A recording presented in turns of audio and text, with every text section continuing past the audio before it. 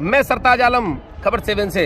हम लोग उत्तराखंड के हल्द्वानी में इस समय हम लोग हैं रेलवे स्टेशन पर। हल्द्वानी 70% से ज़्यादा नज़ुल लैंड पर बसी है, लेकिन 20 दिसंबर 2022 को रेलवे के हक में एक ऑर्डर आता है कि जो आसपास की भूमि है वो 7 दिन के अंदर खाली करा दी जाए। इस पूरे मामले को लेकर, क्योंकि यहाँ पर लोग दशकों से बसे थे नज़ुल लैंड पर, वो इस पूरे मामले को सुप्रीम कोर्ट लेकर जाते हैं। 5 जनवरी को स्टे आता है और 7 फरवरी उसके अंदर लगी है। लोगों की धड़कनें तेज हैं, लेकिन वो 15 दिन 20 दिसंबर से लेकर 5 जनवरी तक, वो 15 दिन अगर आप मीडिया को खंगालेंगे, अगर आप टीवी चैनलों को देखेंगे, अखबारों को पढ़ेंगे, या अगर आप विशेषकर डिजिटल प्लेटफॉर्म पर जाएंगे, तो उन सबको देखकर ऐसा लगता है कि जैसे इस पूरी हज़ारों की बस्ती को रातों रात बसा दिया गया हो। विशेषकर उसमें कांग्रेस को टारगेट किया जाता है कि कांग्रेस ने इनको बसाया अपने वोट बैंक की खातिर। पिछली बार हमने 1944 में बने, जो कि अंग्रेज़ों के ज़माने का एक प्राइमरी स्कूल था, उसको हमने आपको दिखाया, और उसके प्रांगण में भारतीय जनता पार्टी ने एक ट्यूबवेल बनाया था, हमने उसको भी दिखाया। आज हम आपको यहाँ से लेकर चलेंगे लगभग 2 किलोमीटर दूर, जिसको भारतीय जनता पार्टी की सरकार ने 10 अक्टूबर 2021 को एक भवन का निर्माण वहाँ पर कराया है। तो आखिर देखते हैं कि ट्रिपल इंजन की सरकार इस ज़मीन पर क्यों निर्माण करा रही थी, और वो ज़मीन क्या इसको रेलवे की मानते थे, इसीलिए आवाम का, आपका, हमारा जो टैक्स का पैसा है वो वहाँ पर लगाया गया, या वो इस बात को खूब समझते हैं कि ये ज़मीन रेलवे की नहीं है बल्कि नज़ुल लैंड है, राज्य सरकार की लैंड है। तो आइए चलते हैं, जानते हैं इस पूरे माजरे को, और देखना चाहेंगे कि आखिर यहाँ पर जो रहने वाले लोग हैं वो रातों रात बस गए, क्या वो घुसपैठिए थे, क्या वो अपराधी हैं, जिनके लिए भारतीय जनता पार्टी तमाम अपने योजनाओं का लाभ इन लोगों को दे रही है। तो आइए चलते हैं इंदिरा नगर की ओर।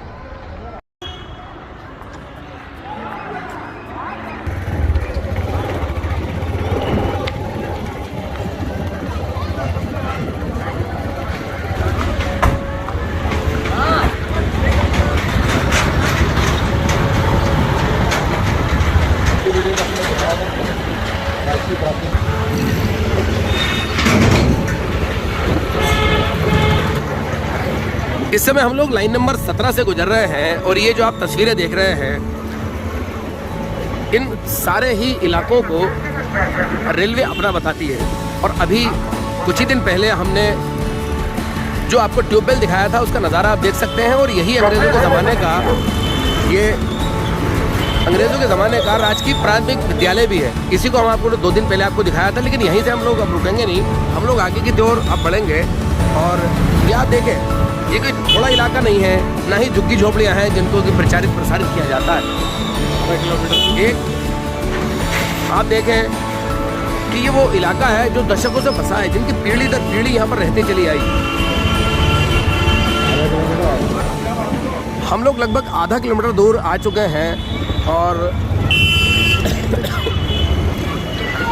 आप देखेंगे मेहनतकश लोग आपको सब तरफ मिलेंगे, और इनकी जो मेहनत की आवाज़ें हैं वो पूरे शहर और पूरे ज़िले में गूंजा करती है। और अब हम लोग गुजर रहे हैं राजकीय बालिका इंटर कॉलेज। इस इंटर कॉलेज को भी रेलवे अपना बताता है। याद देखें, ये पूरा भवन बना हुआ है इंटर कॉलेज का, इसको भी रेलवे का बताया जा रहा है। तो फिर सरकारों ने यहाँ पर जो ये तमाम लाखों करोड़ों रुपए लगाए हैं, वो आखिर बिना अनापत्ति के कैसे लगा दिए होंगे, ये देखने लायक है। और आपको मैं बता दूँ, यहाँ से रेलवे स्टेशन से ठीक 1 किलोमीटर दूर है, और हमारी गाड़ी 1 किलोमीटर चल चुकी है। आप इसको यहाँ पर इस तरह से हम लोग देख सकते हैं। हम लोग नई बस्ती से इस समय गुजर रहे हैं। जहाँ से अभी हम लोग गुजर रहे हैं ये नई बस्ती का इलाका है। और आपको मैं बता दूँ, इस सड़क पर जो भी टूटी फूटी आपको दिखाई दे रही है, लेकिन इसके नीचे से इस शहर की मुख्य सीवर जाती है। अब अगर ज़मीन रेलवे की है तो सीवर कैसे यहाँ से जा रही है, ये भी बड़े सवाल है। इंदिरा नगर बड़ी रोड से इस समय हम लोग गुजर रहे हैं, और इस बदहाल सड़क से गुजरते हुए इसके मेन हॉल आपको जगह जगह दिखाई दे जाएंगे। ये सीवर के मेन हॉल है, करोड़ों के रुपये के हिसाब से यहाँ पर लगा दिए गए हैं।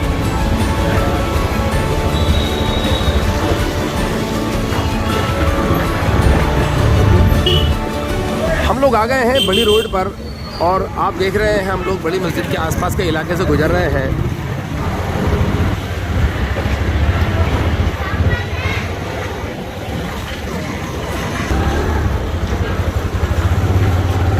तो हम लोग अब उस जगह पर पहुंचने वाले हैं कि जिस निर्माण के लिए हम लोग ये पूरी स्टोरी बना रहे हैं, और ये आप देखेंगे ये तंग गली है, हमें इसके अंदर जाना होगा और यहाँ देखना होगा कि आखिर क्या है। तो साथियों, अब हम लोग आ गए हैं उस तंग गली में कि जहाँ पर 10 अक्टूबर 2021 को भारतीय जनता पार्टी ने एक तामीर यहाँ पर कराई और जिसका उद्घाटन भी हल्द्वानी के मेयर जोगिंदर सिंह रौतेला ने किया था। हालांकि उसके अंदर मजन नहीं नवाब साहब भी थे, लेकिन अब जो मैं आपको लेके जा रहा हूँ तो मैं कोशिश करूँगा तस्लीम भाई से कि हम लोग चले और वो तामीर हम देखना चाहें कि आखिर वो तामीर अब कैसी है, कैसे दिखती है।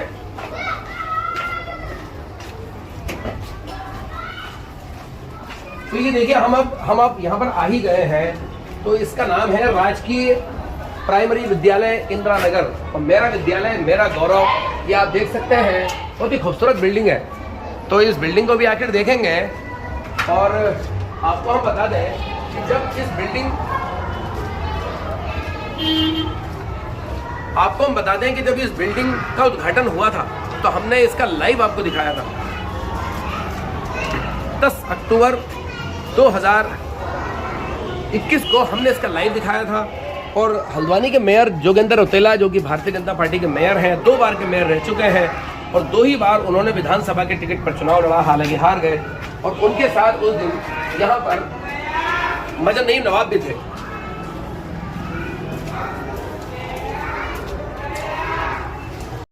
तो आइए फिर चलते हैं और जायजा लेते हैं इस प्राइमरी स्कूल का कि आखिर भारतीय जनता पार्टी के दौर में ये स्कूल बना और लगभग 36 लाख रुपये इस बिल्डिंग को बनाने में लगे। आप देखिए, बहुत खूबसूरत बिल्डिंग बनी है, बहुत अच्छी बिल्डिंग बनी है और बच्चों की जो आवाज़ है वो आपको दिखाई दे सकती है। तो अब हम लोग यहाँ से लेके चलेंगे और बच्चों को हम डिस्टर्ब नहीं करेंगे बिल्कुल भी, बच्चे अपना पढ़ाई करते रहेंगे। लेकिन मैं आपको अब लेके चलता हूँ ये देखिए, लोकार्पण राजकीय प्राथमिक विद्यालय इंदिरा नगर क्षेत्र हल्द्वानी नैनीताल समग्र शिक्षा के अंतर्गत स्वीकृत विद्यालय भवन 6 कक्षों का लोकार्पण मुख्य अतिथि श्री जोगिंदर पाल सिंह रौतेला, मेयर नगर निगम हल्द्वानी के कर कमलों द्वारा।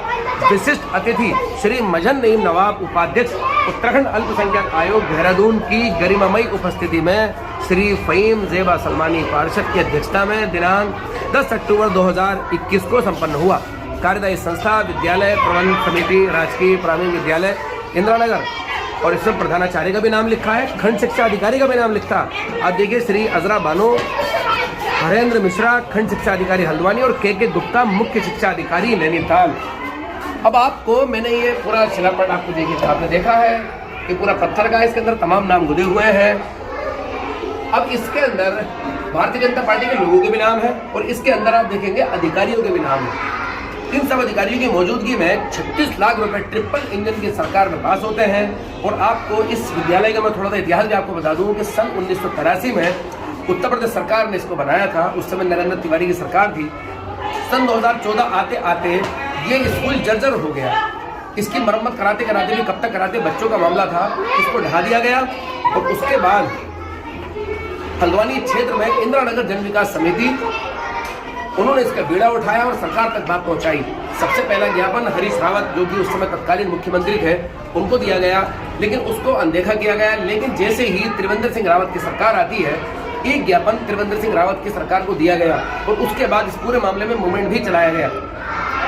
भारतीय जनता पार्टी की सरकार ने पहली किस्त इसके अंदर दी, दूसरी किस्त दी, तीसरी किस्त दी और तकरीबन लगभग 3 साल लगे। सन 2018 से लेकर सन 2021 3 साल लगे, 36 लाख रुपए इसके अंदर लगाए गए। तो यानी कि कांग्रेस ने इसको स्थापित किया और जब जर्जर हो गया तो भारतीय जनता पार्टी की सरकार ने इसको दोबारा बनाया।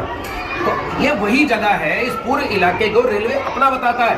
तो अब ये बड़ा सवाल पैदा होता है कि अगर जमीन रेलवे की है तो सरकार इसके अंदर 36 लाख रुपए आपके और हमारे टैक्स के क्यों लगा रही थी? और ये अधिकारी हरेंद्र मिश्रा, के गुप्ता, इसके अंदर इन अधिकारियों के नाम भी लिखे हैं। तो अधिकारी इस समय आखिर क्या कर रहे थे? तो इसीलिए आपको मैं बता दूं, आप देखेंगे यहाँ पर तमाम स्लोगन आप लिखे हैं, शिक्षा का अधिकार, सब पढ़े, जल सिंचाई। तो आप इसको भरा पूरे तरीके से आप देख सकते हैं कि यहाँ पर सिर्फ कांग्रेस का रोल नहीं है, इसलिए भारतीय जनता पार्टी ने बराबर यहाँ पर निर्माण कराए हैं और यही समझकर निर्माण कराए गए कि ये ज़मीन नजूल की लैंड है, राज्य सरकार की लैंड है, क्योंकि अनापत्ति प्रमाण पत्र इसके अंदर चाहिए होती है। तो अनापत्ति तो ली गई होगी ना, अगल बगल पूर्व पश्चिम सब उसके अंदर लिखा जाता है, क्योंकि दस्तावेजी भाषा होती है। तो आप यहाँ पर इस खूबसूरत विद्यालय को आप देख सकते हैं मेरे साथ।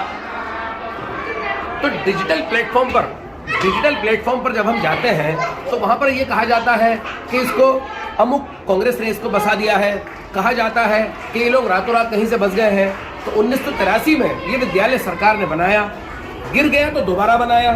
तो अब आप इससे अंदाज़ा कर सकते हैं कि आखिर माजरा चल क्या रहा है। तो इसलिए ये मामला जितना अदालत के अंदर चल रहा है, अदालत के बाहर भी उतना ही चल रहा है। और ज़रा सा आपको मैं इसकी सच्चाई से रूबरू करा दूँ। आप ये 3 या 4 मिनट की आप हमारी ये क्लिपिंग देख लीजिए। जिस दिन इसका उद्घाटन हुआ था उस दिन आखिर किस तरह से इसका उद्घाटन हुआ।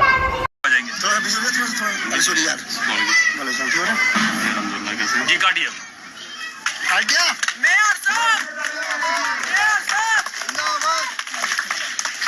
सर थोड़ा पहले बढ़ाएंगे, उसके बाद हमारे बीच में आए हैं।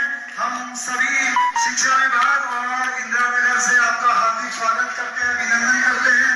अल्पसंख्यक आयोग के एक बैच की फोटो हो जाए तो फिर दूसरा बैच, फिर तीसरा बैच, ऐसे करके जाओ। खींचना चाहें खींच लीजिए। जोरदार क्लैपिंग कर दीजिए। यस, आपके विद्यालय भवन का लोकार्पण हो चुका है।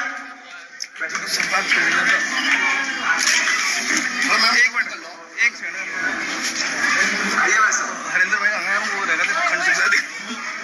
भवन का लोकार्पण करते हुए माननीय मुख्य अतिथि महापौर डॉक्टर जोगिंदर पाल सिंह रौतेला जी और अल्पसंख्यक आयोग के उपाध्यक्ष माननीय मजहर नईम नवाब साहब हमारे बीच में हैं। और इस कार्यक्रम की अध्यक्षता कर रही पार्षद मैडम यहाँ की फहीम जेबा सरवानी मैडम है। आइए सर।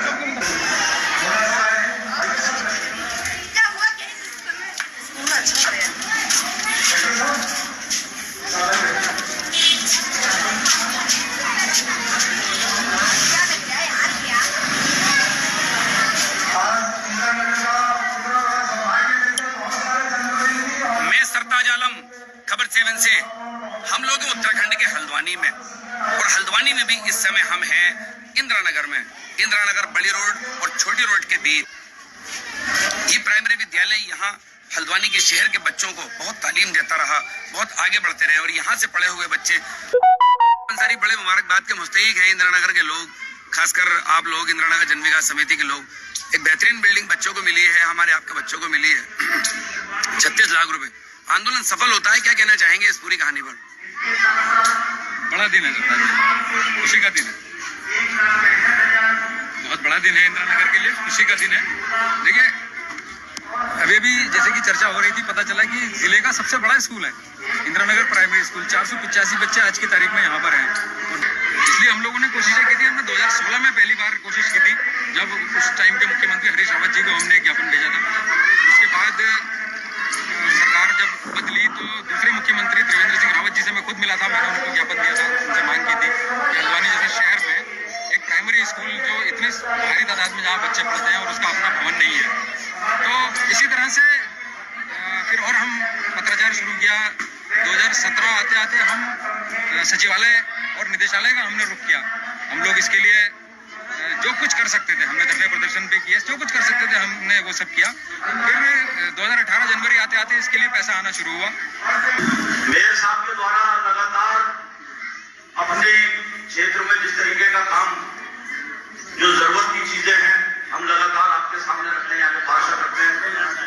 आपके द्वारा लगातार यहाँ का विकास किया जा रहा है। तो 12-13 करोड़ रुपए का प्रोजेक्ट है मेरे ख्याल से, 12.5 करोड़ रुपए का, वो भी शासन आदेश हो रहा है, जल्दी उसका काम शुरू होगा। इसके अलावा जो अभी अमृत योजना के तहत पूरे पंचकुला क्षेत्र में 19 से 20 करोड़ रुपया खर्च हुआ है। और एक हमारा ट्यूबवेल शनि बाजार का भी जल्दी 2-4-6 दिन में उद्घाटन होने वाला है, उसका टेंडर हो गया है। उसमें 20 करोड़ रुपया जो है उस ट्यूबवेल के साथ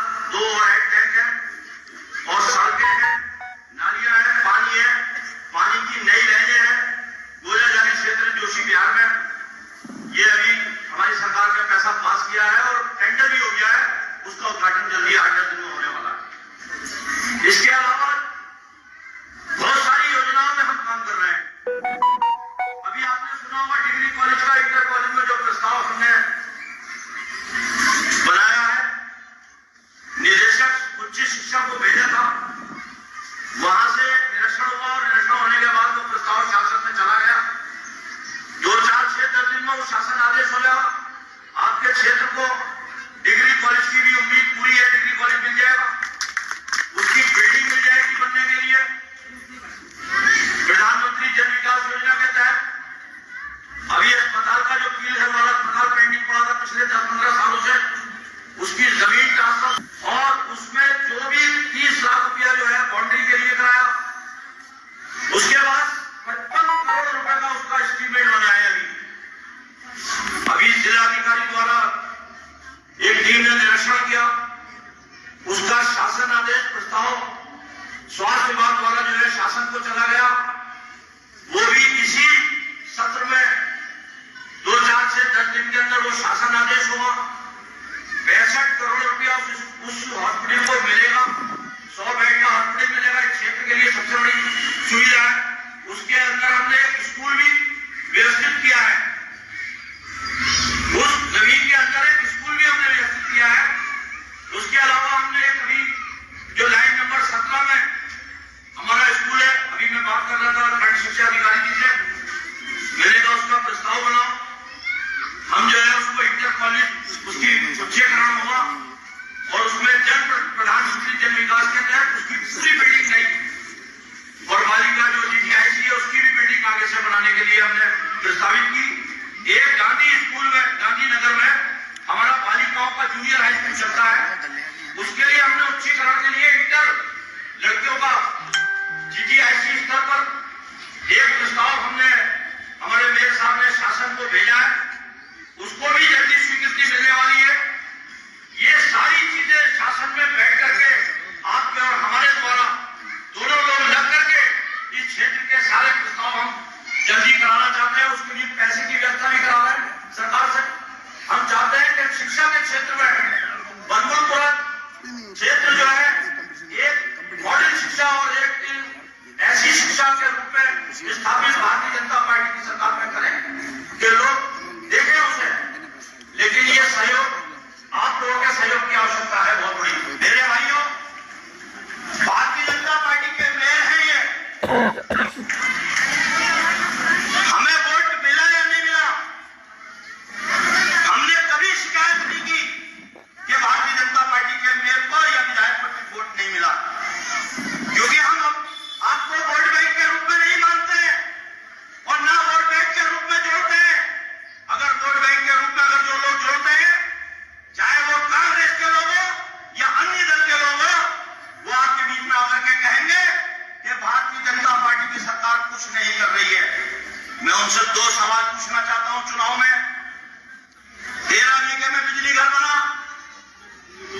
ट्यूबवेल लगे, सिलेंडर हाउस बना, सीवर लाइन पड़ी, पानी की लाइनें बनी, ओवरहेड टैंक बने।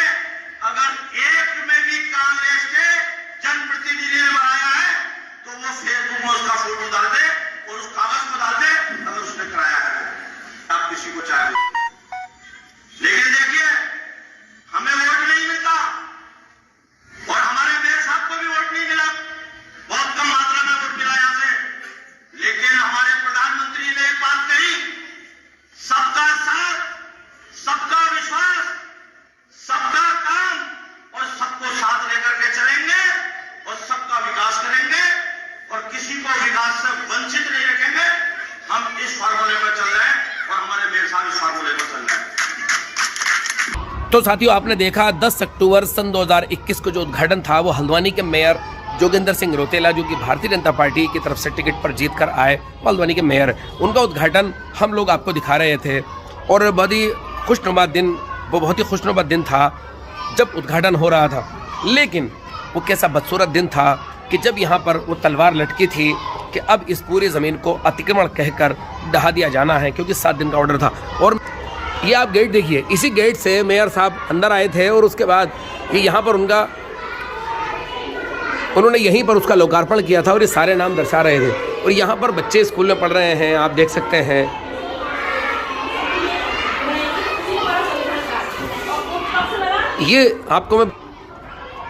ये ज़िले का बच्चों की तादाद के लिहाज से सबसे बड़ा विद्यालय है। तकरीबन 500 बच्चे यहाँ पर पढ़ते हैं। आप इसको अंदाज़ा कर सकते हैं कि इंदिरा नगर का ये विद्यालय 500 बच्चों को समाये है और सिर्फ 36 लाख रुपए की बिल्डिंग से यहाँ पर ये पूरा इसकी तामीर की गई है।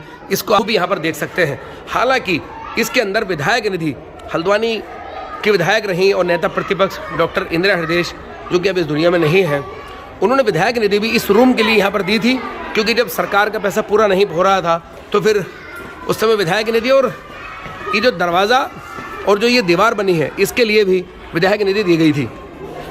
तो आप देख रहे हैं कि सारे लोग मिलजुल कर विद्यालय को बना रहे हैं, कोई भी हो। लेकिन सवाल यहाँ पर पैदा होता है कि फिर एक ही दल पर यह इल्ज़ाम क्यों लगा दिया जाता है, जबकि वोटर किसी का नहीं होता। वोटर सबको तो वोट देता है, वो चाहे कोई भी दल हो। ये एक अलग मुद्दा है कि हालातों के हिसाब से लोग वोट इधर से उधर करते हैं। तो मेरे साथ यहाँ पर ये बच्चों की चहचहाट जो आपको दिखाई दे रही है, ये रंज में बदली हुई थी और इन बच्चों की दुआएं भी हमने आपको दिखाई। तो साथियों, हम लोग इंदिरा नगर की प्राइमरी विद्यालय की बिल्डिंग की यहाँ पर कवरेज कर रहे हैं, लेकिन इस बिल्डिंग को बनवाने में इंदिरा नगर जन विकास समिति का भी अपना एक किरदार रहा है और भारतीय जनता पार्टी तक तमाम इस मांग को पहुँचाया और भाजपा ने इस विद्यालय को दोबारा बनाया। तो मेरे साथ यहाँ पर तस्लीम अंसारी है। मैं तस्लीम अंसारी से हूँगा और जानना चाहूँगा, तस्लीम अंसारी, सन 2014 में जब ये विद्यालय जर्जर घोषित हो गया था, तो क्या दोबारा इस विद्यालय को बनाने में उस समय कांग्रेस ने कोई रुचि दिखाई थी और उसके बाद किस तरह से आप लोग इसमें लगे रहे? देखिए, 370 बच्चे जब बुरी हालत में यहाँ से ठीक पीछे राजकीय इंटर कॉलेज बनबोलपुरा के एक बहुउद्देशीय हॉल में जब पढ़ रहे थे, 5 क्लासेस एक हॉल में चल रही थी, तो हमने इसका संज्ञान लिया। हमें लगा कि विद्यालय होना एक इन बच्चों का एक अधिकार है, शिक्षा के अधिकार के अंतर्गत आता है। तब हमने विद्यालय के भवन की मांग सबसे पहली बार करी थी 26 जुलाई 2016 को। उस समय हरीश रावत यहाँ मुख्यमंत्री होते थे और हमने नगर मजिस्ट्रेट के थ्रू उनको एक ज्ञापन भेजा था, जिसका कोई संज्ञान नहीं लिए जाने के बाद फिर हमने बड़े स्तर पर इसमें पत्राचार किए शासन को, मसलन सचिव और निदेशक स्तर पर हमने पत्राचार किया।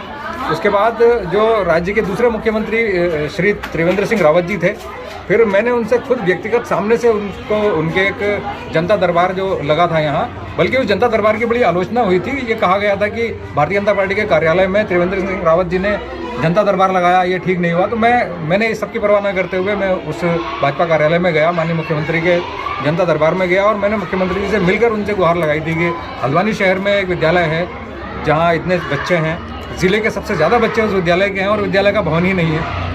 उसके बाद थोड़ा वक्त लगा था, फिर हमने सचिवालय और निदेशालय को पत्राचार किया था, जिसका संज्ञान लिया गया और सबसे पहली किस्त जारी हुई 10,77,000 रुपये की। और फिर इसी तरह धीरे धीरे एक एक करके किस्तें आती रहीं।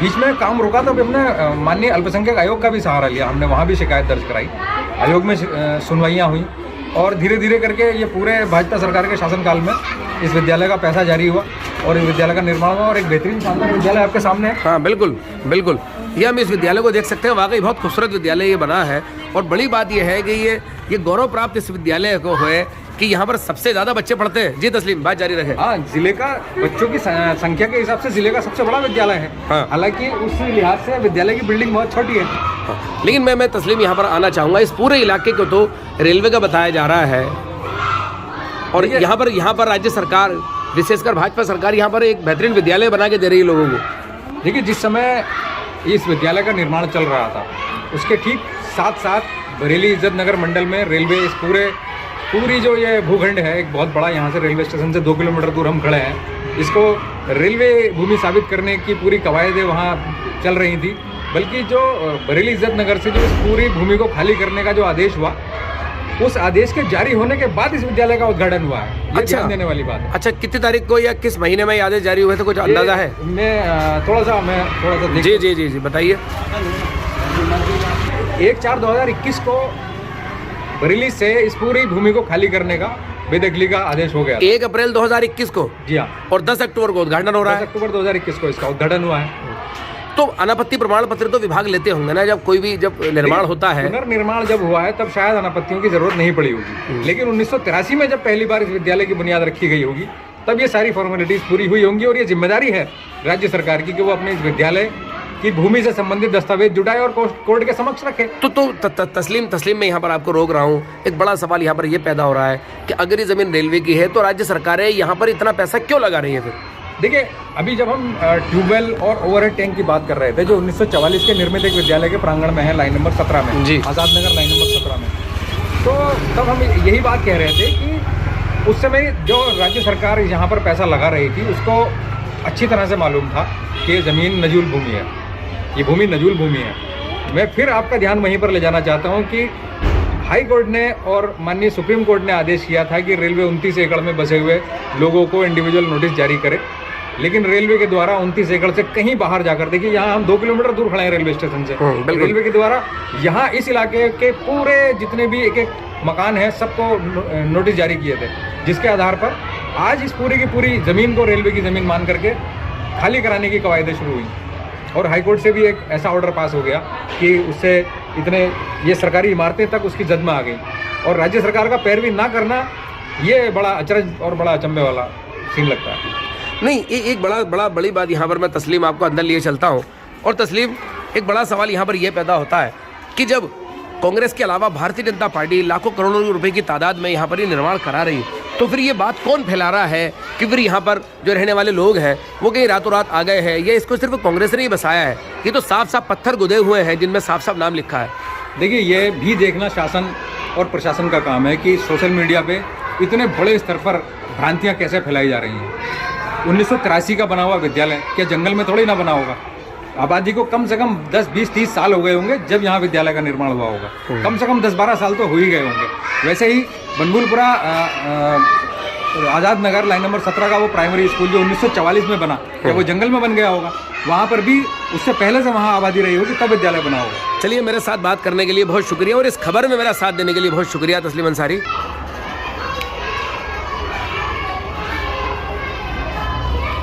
तो साथियों, ये हमने आपको विद्यालय के निर्माण के बारे में आपको जो यहाँ पर हमारे पास चीज़ें थी वो हमने आपको दिखाई, लेकिन हमने इस वीडियो में 10 अक्टूबर 2021 को खबर 7 के लाइव पर जो चीज़ें चली थी वो भी हमने आपको दिखाई हैं। और इसमें नाम भी गुदा हुआ है।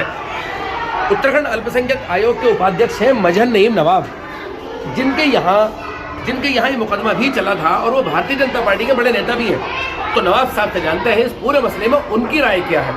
तो आइए चलते हैं फिर नवाब भाई के वहाँ। चलिए फिर तस्लीम भाई, चलिए।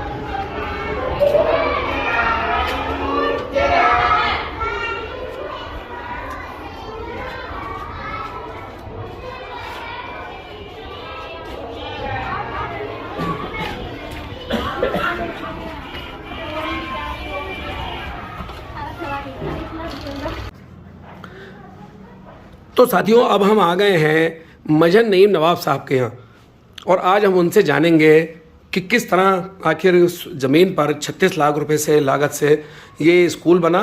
और आप देखेंगे कि भारतीय जनता पार्टी के बड़े बड़े नेताओं की, त्रिवेंद्र सिंह रावत भी यहाँ पर दिखाई दे रहे हैं, जिनकी सरकार में ये स्कूल बनकर खड़ा हुआ।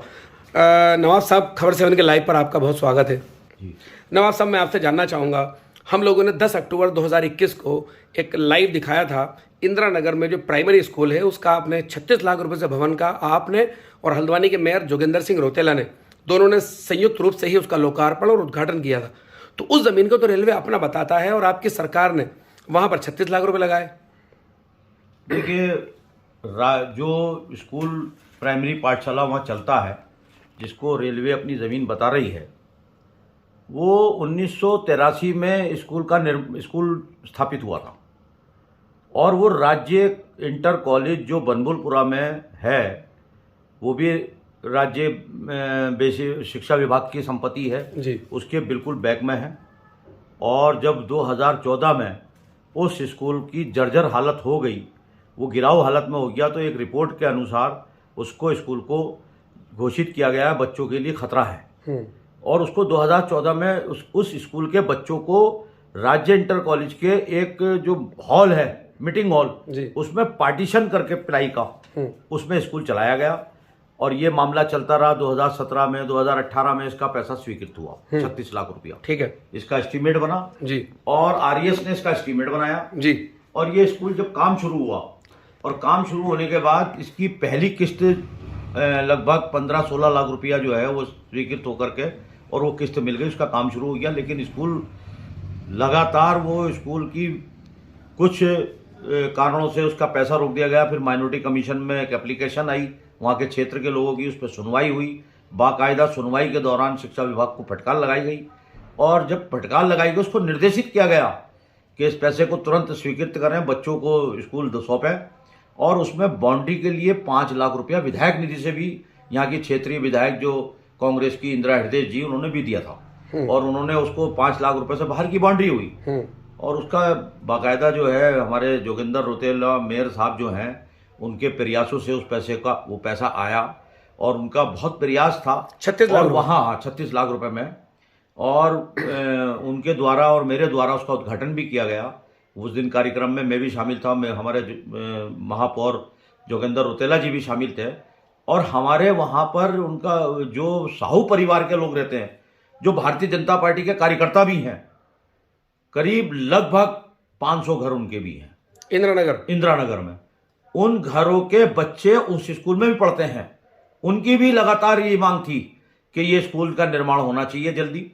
उन लोगों ने भी बहुत प्रयास किया और वो स्कूल बना। और हम लोगों ने, क्योंकि वो शिक्षा विभाग की जमीन है, ट्रांसफर हुई भी शिक्षा विभाग को। अच्छा, हाँ, शिक्षा विभाग को ट्रांसफर हुई है।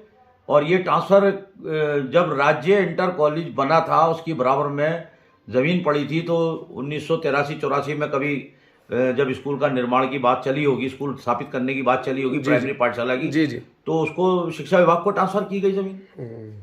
उसमें अनापत्ति प्रमाण पत्र है। अब उसमें नवाब साहब, मैं यहाँ पर एक बात करना चाह रहा हूँ। मतलब लोग कहते हैं कि जो हल्द्वानी के उस इलाके में जिसको अतिक्रमण बताकर रेलवे उस जमीन को अपना बताता है, एक बड़ा दुष्प्रचार किया जाता है कि वहां पर सिर्फ कांग्रेस ने ही काम किया। लेकिन हम लोगों ने तो लाइव देखा था और अभी भी आप यहाँ पर कह रहे हैं। तो कांग्रेस ने भी विकास का काम वहां जो भी किया हो, लेकिन हमने भी किया है। हमने तो 25 करोड़ रुपया जो है, आज तक कभी बनबुलपुरे में इतना पैसा कभी नहीं आया जो एक किस्त एक ही बार में अमृत योजना के तहत आया। अच्छा, सीवर लाइन है, पानी की लाइन है, ये सब हमारी सरकार में बनी है 2017-18 में। और दूसरी चीज ये है कि रेलवे किस तरीके से अपना हक जता रही है, ये रेलवे ने किस तरीके से वो दस्तावेज पेश करे, वो दस्तावेज कोर्ट में पेश करे, कोर्ट मांग रही है।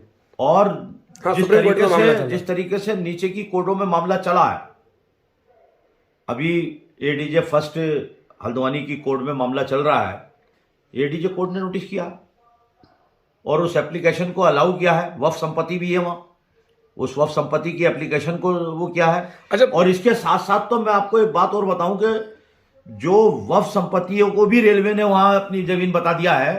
वक्फ बोर्ड अपने अभी 21 तारीख को उनका बोर्ड की बैठक थी, उसमें प्रस्ताव लाया बोर्ड। अच्छा, आ गया है प्रस्ताव, वक्फ बोर्ड में प्रस्ताव पास हो गया है। अच्छा, कि हम अपनी जमीन के पैरोकार बनेंगे और उसमें पार्टी बनेंगे सुप्रीम कोर्ट में और अपना वकील रखेंगे। ये बोर्ड ने अपने प्रस्ताव में रखा है। प्रस्ताव में रखा। अच्छा, मैं नवाब साहब आपसे मतलब सीधी एक लाइन में बात जानना चाह रहा हूं। आप लंबे समय से भारतीय जनता पार्टी में, आप एक कार्यकर्ता से लेकर के अल्पसंख्यक आयोग को उपाध्यक्ष भी बने हैं। ये जमीन रेलवे की है या यहाँ पर रहने वाले लोगों की ये जमीन है? मैं आपसे ही जानना चाहता हूँ। देखिए, ये जमीन जो पट्टे हैं, जैसे किसी को आवंटित हुए पट्टे, तो वो उसका मालिकाना हक पट्टे वाले को होता है। किसी की फ्री होल्ड का पैसा जमा किया है तो फ्री होल्ड का मालिकाना हक उस व्यक्ति को है। और किसी को अगर कस्टोडियम से उसने ऑक्शन में ली है तो उसको मालिकाना हक है। वक्फ संपत्ति तो वक्फ उसकी मालिक है और उसको चलाने वाले जो मुतवल्ली हैं वो सिर्फ एक किराएदार की हैसियत से हैं, लेकिन मालिक तो वक्फ बोर्ड है, सरकार है। सरकार वक्फ बोर्ड का अंग है। दूसरी चीज़ ये है, अगर कोई नजूल की भूमि पर वहाँ पर लोगों ने 30 या 40 साल से या 50 साल से वहाँ रहते हैं या 100 साल से रहते हैं, तो हल्द्वानी पूरा जो बसा है वो 80% नजूल पे बसा है। चाहे वो हीरा नगर हो या बनबुलपुरे का भी 80% जो हिस्सा है वो किसी ज़माने में 30 साल के पट्टे दया किशन पांडे जब यहाँ के पहले चेयरमैन होते थे उनके द्वारा अंग्रेजों के ज़माने में मिले थे, बनबुलपुरे के भी। और बनबुलपुरे के जब पट्टे खत्म हो गए तो उसे नजूल घोषित कर दिया गया। इसी आधार पर तो फ्री होल्ड हो रहा है, इसी आधार पर बनबुलपुरा फ्री होल्ड हुआ, लाइन नंबर 17 फ्री होल्ड हुआ, नई बस्ती फ्री होल्ड हुआ।